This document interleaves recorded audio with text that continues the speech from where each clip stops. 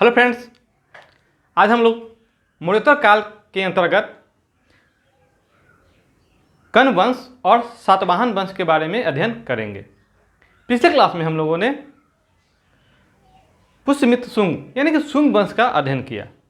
ठीक है, जो ब्राह्मण साम्राज्य या ब्राह्मण काल या मंत्री काल के अंतर्गत आते हैं।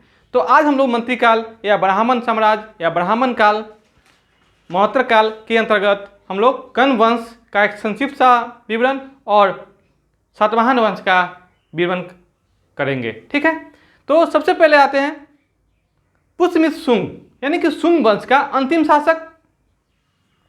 अंतिम शासक कौन था? देवभूति।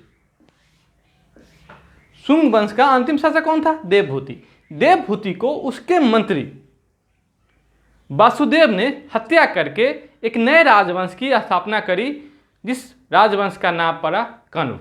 वो भी ब्राह्मण ही था, जिसका गोत्र क्या था? कण्व था, इसलिए उस वंश का नाम पड़ा कण्व वंश। इस वंश का सबसे प्रसिद्ध राजा भी वासुदेव ही हुए। कहते हैं इस वंश में कुल 10 राजा हुए। कितने हुए? 4 राजा हुए, 10 नहीं 4 राजा हुए, जिन्होंने कुल मिलाकर लगभग 40 वर्षों तक शासन किया। कितने? 40 वर्षों तक।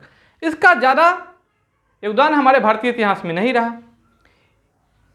इसके अंतिम जो शासक थे, कण्व वंश का अंतिम शासक सुशर्मा।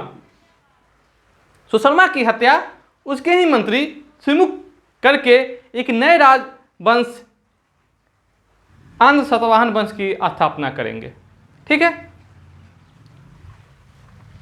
तो आज का टॉपिक हम लोग का क्या रहेगा? आंध्र सातवाहन वंश। क्योंकि जो कण्व वंश है उसका एकदम संक्षिप्त सा विवरण दिया जाएगा, जैसे कि देवभूति की हत्या करके उसके आमात यानी मंत्री का नाम क्या था? वासुदेव ने कौन वंश की स्थापना करी? कण्व वंश। ठीक है, इस वंश में कुल कितने राजा हुए?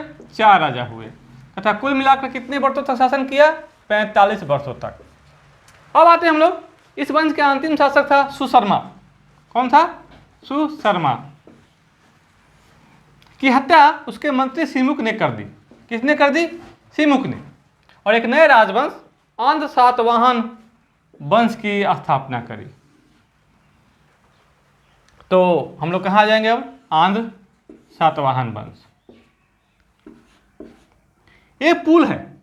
आंध्र सातवाहन वंश भारतीय सत्ता संस्कृति के बीच में उत्तर भारत दक्षिण भारत के बीच में एक पुल का काम करेगा। दोनों को संस्कृति को जोड़ने का काम करेगा, यानी कि उत्तर भारत का सेतु कहलाएगा आंध्र सातवाहन राजवंश। ठीक है, तो सबसे पहले इसके संस्थापक कौन है? सिमुक।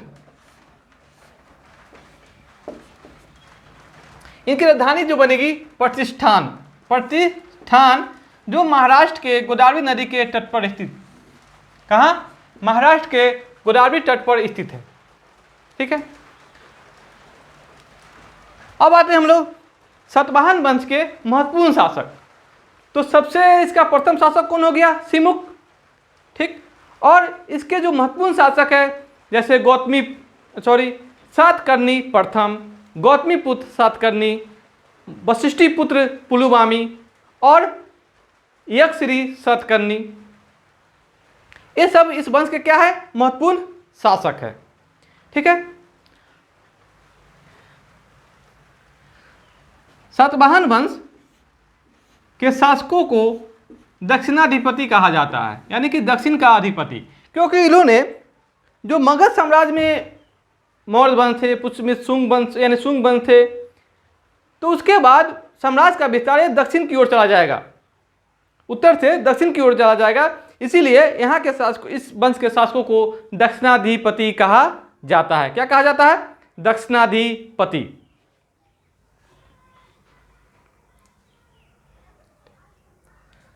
और ये जो जिस क्षेत्र पर शासन किए उस प्रदेश को कहा गया दक्षिणापथ। समझे? अब हम लोग जो अशोक का साम्राज्य पढ़ते हैं, तो अशोक के साम्राज्य को हम लोग कितने प्रांतों में बांटेंगे? 5 प्रांतों में, जिसमें एक दक्षिणापथ भी होगा, जिसकी राजधानी सुवर्णागिरी होगी। कौन सी राजधानी होगी? सुवर्णागिरी।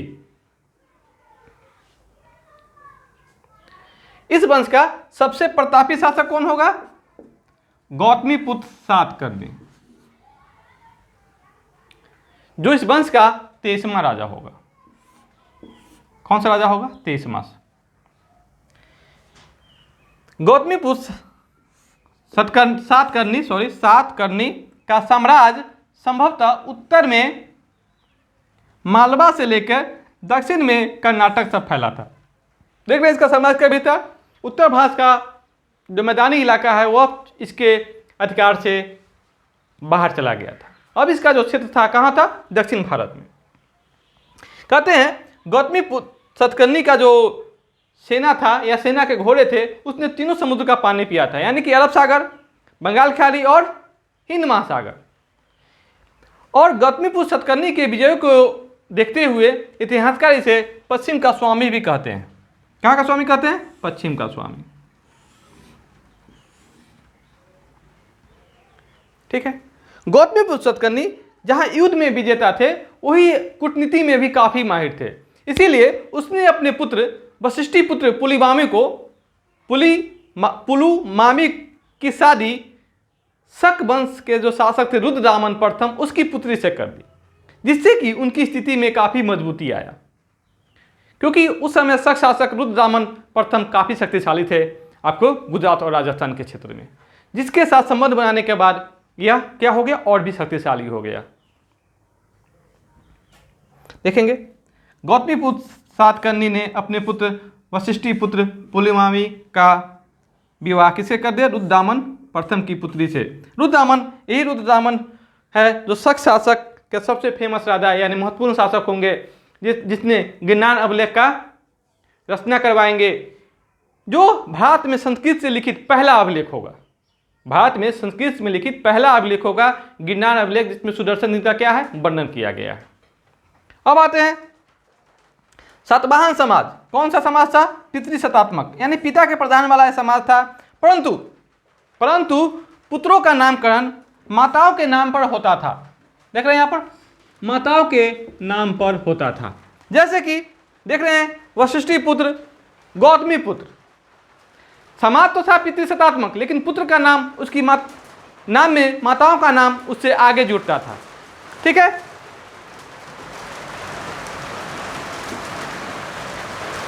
अब आते हैं अन्य सातवाहन वंश के एक बहुत ही प्रसिद्ध राजा थे हॉल।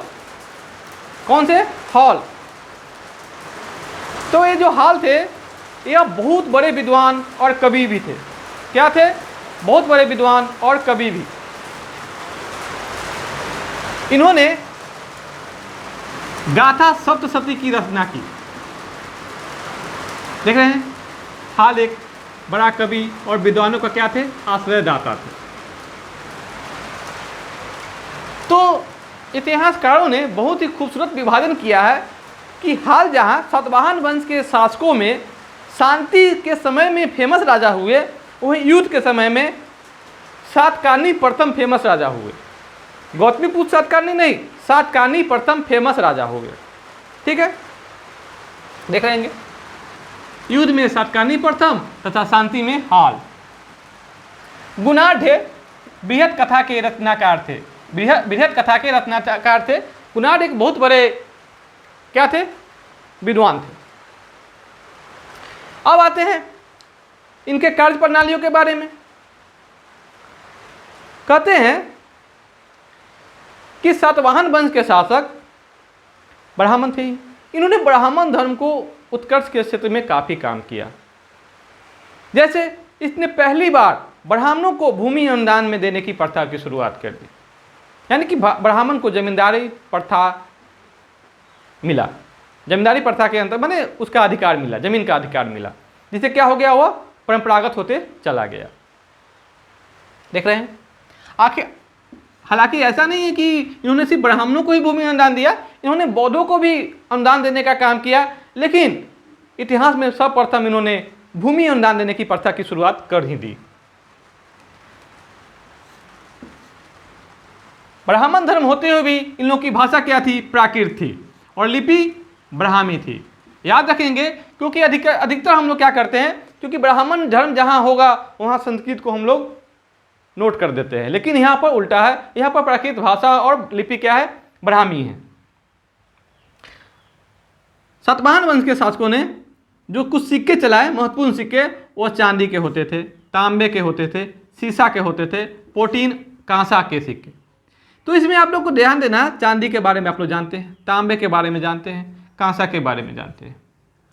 सीसा, तो इतिहास में सीसा का सिक्के का प्रचलन करने वाला ये प्रथम राजवंश होगा। सातवाहन राजवंश सिक्के का, शीशे का सिक्का चलाने वाला प्रथम राजवंश होगा। अगला है प्रोटीन। प्रोटीन रोमन व्यापार, रोमन देश में काफी चलाए जाते थे प्रोटीन के सिक्के।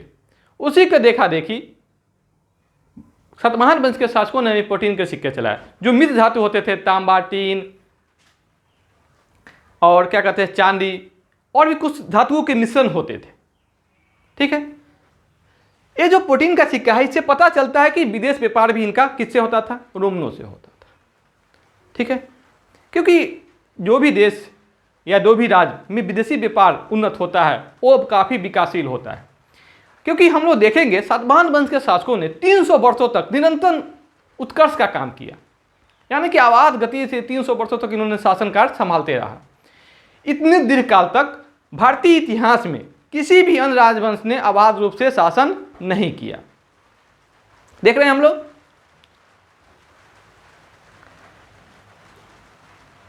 शीशा कहां से मंगाया जाता था, रोम से। यानी कि विदेशी व्यापार क्या है, क्या है, आपको साबित होता है कि विदेशी व्यापार होते थे। इनके द्वारा महत्वपूर्ण स्थापत्य क्या है, कार्ले का चैत्य, या महाराष्ट्र में कार्ले का चैत्य। चैत्य का मतलब समझते हैं बौद्ध धर्म का पूजा स्थल चैत्य, अजंता एलोरा की गुफा, अमरावती कला का विकास। यानी कि देख रहे हैं इन लोग का जो स्थापत्य है किन राज्यों में है अभी, महाराष्ट्र, आंध्र प्रदेश, तेलंगाना। तो इस प्रकार हम क्षेत्र क्या कर सकते हैं, इसके क्षेत्र के बारे में पता कर सकते हैं, क्योंकि दक्षिण भारत का क्षेत्र है, महाराष्ट्र, आंध्र प्रदेश और तेलंगाना। यही सारी एरिया में आदि सातवाहन वंश का क्या था, विस्तार था। सातवाहन वंश के शासकों ने उत्तर और दक्षिण भारत को क्या किया, जोड़ने का काम किया, क्योंकि यह साम्राज्य को उत्तर से दक्षिण की ओर लेके गए थे। अब आते हैं इसके महत्वपूर्ण शासक थे एक और, एक श्री सातकर्णी के सिक्कों पर जहाज के चित्र बना हुआ है। जहाज के चित्र से क्या पता चलता है कि इसका व्यापार काफी विकसित था, सातवाहन वंश का जो व्यापार था काफी विकसित था। अब आप ध्यान देंगे कि जो व्यापार था इनका, तो विदेशी व्यापार किससे होते थे, रोमन देशों से अधिकतर होते थे। तो एक श्री सातकर्णी का इससे पता चलता है कि वो क्या था, जल यात्रा का प्रेमी था, व्यापार का प्रेमी था। ठीक है, सातवाहन वंश का सबसे अंतिम महत्वपूर्ण शासक था एक श्री सातकर्णी। एक श्री सातकर्णी सातवाहन वंश का सबसे अंतिम शासक था। ठीक है, अब आते हैं इस वंश के जो महत्वपूर्ण शासक थे गौतमीपुत्र सातकर्णी। वो अपने आप को एक मात्र ब्राह्मण कहा करते थे। क्या कहा करते थे, ब्राह्मण कहा करते थे। ठीक है, उन्होंने शकों को भी पराजित किया और क्षत्रियों को घमंड को भी चूर करने का काम किया। ठीक है, तो हम लोगों ने इस प्रकार आज क्या किए हैं, हम लोग सातवाहन वंश के बारे में, जिसको हम लोग पूर्ण रूप से आन सातवाहन वंश कहते हैं, इनका अध्ययन किया। अगला जो हमारा वीडियो बनेगा उसमें हम लोग भारत पर विदेशी आक्रमण का अध्ययन करेंगे, जिसमें कुषाण वंश, शक वंश, पहलव वंश, महत्वपूर्ण ईरानी वंश, यानी कि इन वंशों का, इंडो ग्रीक का क्या करेंगे हम लोग, अध्ययन करेंगे। ठीक है।